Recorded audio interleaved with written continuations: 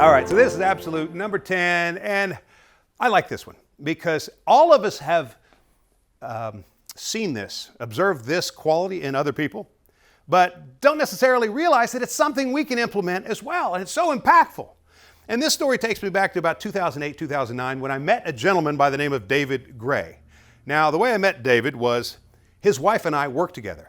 So when there was a company picnic or function or whatever, and everybody's bringing their significant other, Beatrice, that's his wife, would bring David. And they also had 4 daughters, all between the ages of about 5 and 11.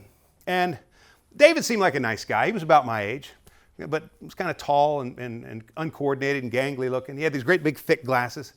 I could tell that he was a good father. His daughters loved him. They hung all over him. And he's kind of a tender-hearted guy. If you asked me what he did for a living, I would have said maybe a librarian. I mean, he never said much. He smiled a lot and just kind of sat there, sort of a timid seeming fellow. And so one day somebody told me that David practiced jujitsu. And that's a very combative art of grappling, where they tap you out with headlocks and joint manipulations and things like this. It's a tough art. And the thought of David Gray exhibiting any sort of fighting prowess just made me smile. I simply couldn't picture it. Well, I finally had the occasion to ask David about his jiu-jitsu. I said, hey, I hear you do jiu-jitsu. Where do you do that? He said, at our school south of the county, Four Seasons Martial Arts. I said, no kidding.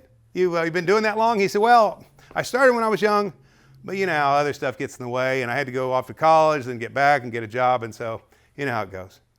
I said, have you ever competed in a jiu-jitsu tournament? He said, oh yeah, trust me, all the other fighters, when they see me walk in the door, they are thrilled because they know there's at least one guy there they can beat when I walk in the door. And I must admit, I found his honesty endearing. And sometime later, I met a guy by the name of Greg who also practiced jiu-jitsu. And I said, hey, do you know a guy by the name of David Gray? And Greg looked up and said, do I know David Gray? Yeah. I work out at a school in north of the county. It's North School. I said, no, that's got to be a different one. David told me his school is South County. He said, no, David has 5 locations. He spends most of his time at the South School. I'm at the North School. I said, what do you mean his schools? He said, yeah, David has 5 locations. I said, David has 5 jiu-jitsu schools? He said, yeah. I said, he's the owner. He said, yeah, he's not just the owner, he's the Grand Master. David started in jiu-jitsu, tweaked the style a little bit. Now we have our own system.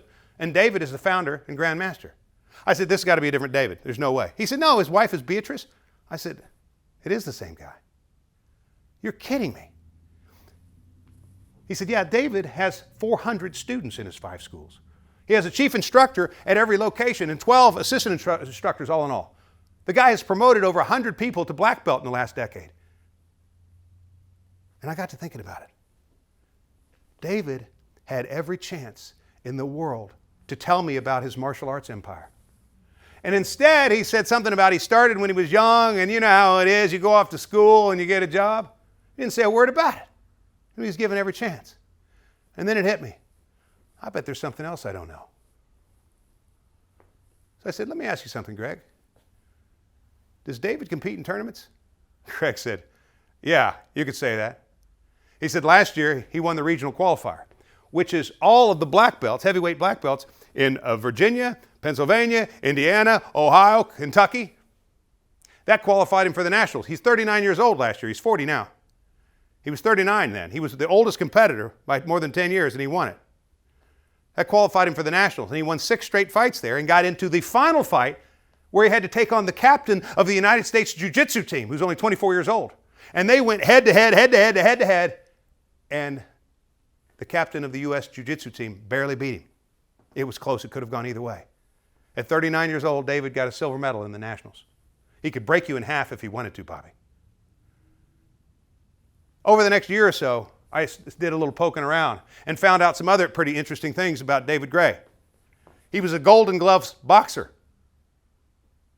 He'd won several boxing and kickboxing championships over the years because he also had a black belt in Japanese karate. He was the captain of the University of North Carolina fencing team when he attended there. Now, I'm going to tell you, I liked David when I thought he was probably a librarian. But I developed a deep admiration and respect for him when I found out how he conducts himself. The man was a champion. At business, billing out more than $70,000 a month in student dues. He was a champion to his 400 students, his 12 assistant instructors, and 5 chief instructors who were all very proud of being led by such a capable yet humble man. He was a champion at basically every martial art he ever tried. He was a champion to his 4 daughters who hung all over him anytime they were close enough to get their hooks in him. Now, I'm sure that David had other qualities, but the quality that brought him such widespread and unanimous respect and admiration was no doubt his habit of talking little and doing big. Ladies and gentlemen, absolute number 10. Do big, but don't talk about it. If you do big, others will eventually find out about it. And if they find out about it by someone else other than you, when it was clear you had a chance to tell them, but you didn't, you abstained, they're going to stand in awe in your presence. Because it's going to bring about another attribute, another quality that they're going to see in you. What is it? Trust. Based on what I just told you about David, could you see yourself trusting him? Of course. You don't have to worry about him lying about what he's done or where he's been. If anything, he's going to understate it. You're seen as trustworthy for free when you understate, when you talk little and you do big. Ladies and gentlemen, let me say it again, absolute number 10. Be a little talker and a big doer.